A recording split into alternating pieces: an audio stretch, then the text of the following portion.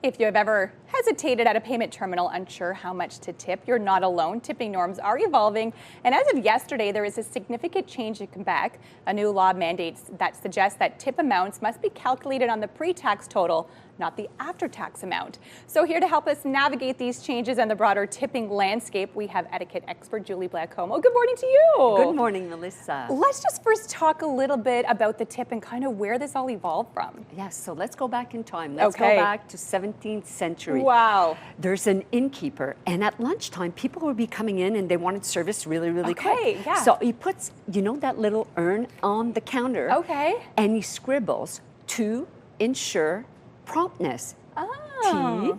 T-2-I, ensure P, promptness, which can be read as the acronym TIPS. I love that. And then people would come in at lunch, put in a little bit of money in there, coins, you would hear the bells ring, and then he would offer really fast service. Oh. So it's not until the 18th century, it crosses over after the Civil War into North America. And it was mainly in recognition of the people that were not getting that minimum wage. Okay. So that's how it started to happen. But let us beware that it's not customary everywhere throughout the world. Tipping is a cultural custom. So in some countries, Melissa, you could even insult people. You know what, I remember that now that you bring that up. When I went to Spain, they were like, we don't tip here, it's an insult. So I was so taken back. Yes, it's like you're trying to motivate them to get better service. Thank you, and they're thinking, saying, absolutely wasn't not. my service just perfect here? Yeah, so let's talk about how tipping has evolved over the years, even here in Ottawa. Yes, well, let's go back when that terminal came. I don't know about you, but before that, we knew 15%. We did the math in our heads, or we scribbled it with a pencil, a pen, even a child's crayon on that placemat, that paper placemat. And then the terminal came, and it was suggesting. So we were like, so easy, right? Right. And then we started to add, and then we figured out, oh my God, it could be after the tip. So that was number one, terminal. And then remember the pandemic? Yep. We sure We were very considerate about all the pandemic precautions, the precarity of employment and all that. So we were very generous. And then the shortage in labor. Right. So again, different parts of the economy where people were not usually giving tipping, those employees were like trying to get tips. Okay. Let's go to some tipping etiquette scenarios. Coffee shop with the tip prompt on the screen. So the coffee shop, here's the general guideline. It's no tip. Okay. But if you show up and they say, oh, here's Melissa, she likes her, blah, blah, blah, blah, blah, it's delivered with a smile. Yes. Of course you can. Of course you can. Right. But the general guideline is no tip is expected. No tip is expected. Okay, let's talk about this one. This one's gotten me before.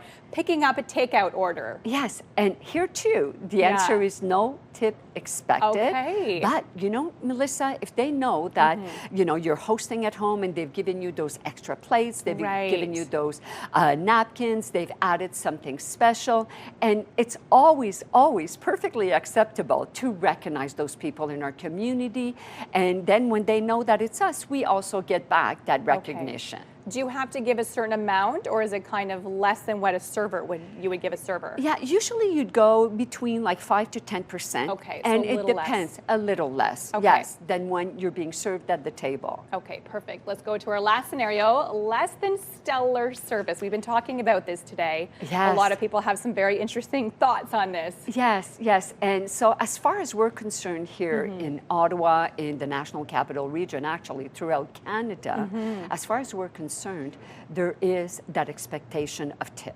Those employees also work in teams, so maybe you did not get great service, but is it all about that server? Right. And also, could we not together give that employee the benefit of the doubt? So my recommendation here is to give less than your expected minimal of 15%, maybe 10%. And Melissa, pick up your courage. Speak to management as opposed to never going back. Right. And one big note here that I would like to add for our viewers this morning, we're so quick to go to social media when something is negative, and the impacts could be very devastating for an employee, a business. Let's not be passive aggressive that way. Pick up our courage with management.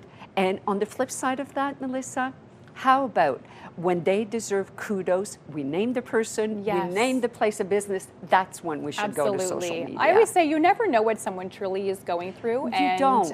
Someone might be at their job serving, and there's just might be 1,000 things going on, you know, personally, and they're there because they need to do their job and they need the income. You're right? so I right. say you never really truly know what someone is going through internally. Yes. So just be kind to everybody. Yes, empathy is key. Give them the benefit of the doubt. Awesome. Well, thank you so much, Julie, for joining us today. Really appreciate it. My pleasure. Have a great day.